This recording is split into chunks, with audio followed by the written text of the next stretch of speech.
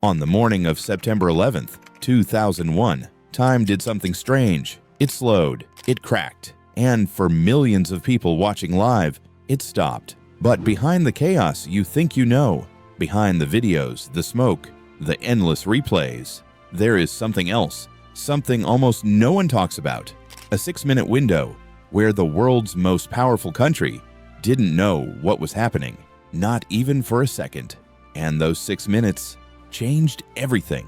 It begins at 9:02 a.m., just seconds after the second plane struck the South Tower, confirming, without question, that this was an attack. Inside the FAA command center, phones vibrated, alarms spilled over each other, and controllers stared at screens filled with blinding red indicators. One man whispered, "How many more?" No one answered. Then it happened. A flight they were monitoring, a plane believed to be hijacked, suddenly vanished from the radar. Not slowly, not with warning. It simply blinked out. And for the next 6 minutes, every controller, every commander, every person responsible for the skies over the United States was blind. No coordinates, no altitude, no course, nothing but a silent, empty screen, and the weight of a country collapsing into fear. Those 6 minutes became the most frantic in aviation history. Somewhere out there, a hijacked plane was flying toward a target they couldn't identify.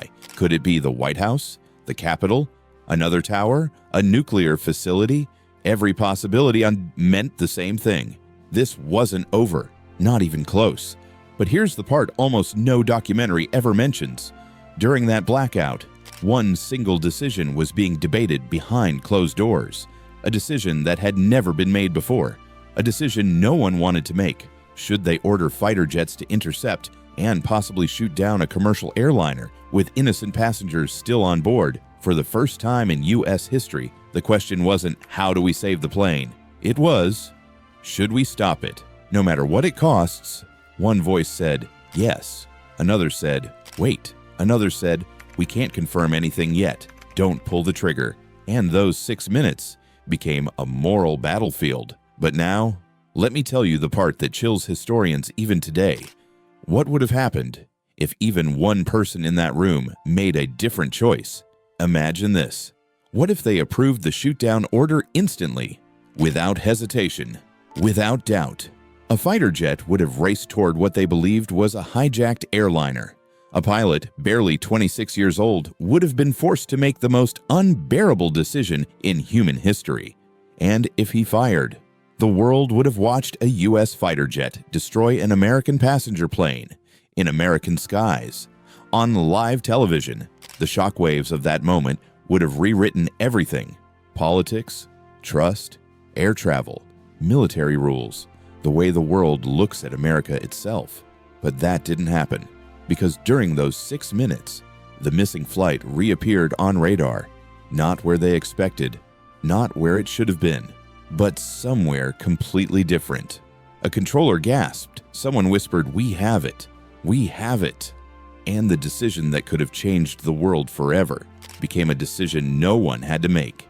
The 6 minutes ended, but the mystery of what happened inside that silent gap, why the plane vanished, why the systems failed, why so many signals went dark, still haunts experts today. Some call it chaos, some call it confusion, some call it a systems overload, but others, quietly, call it something else, a moment where fate held the entire world by a thread and chose not to cut it. If you want to hear more hidden stories like this, the secrets behind the world's biggest events, the minutes that history tried to erase, then hit subscribe, because the next mystery I'm uncovering is even darker. And this time, there were no 6 minutes of silence.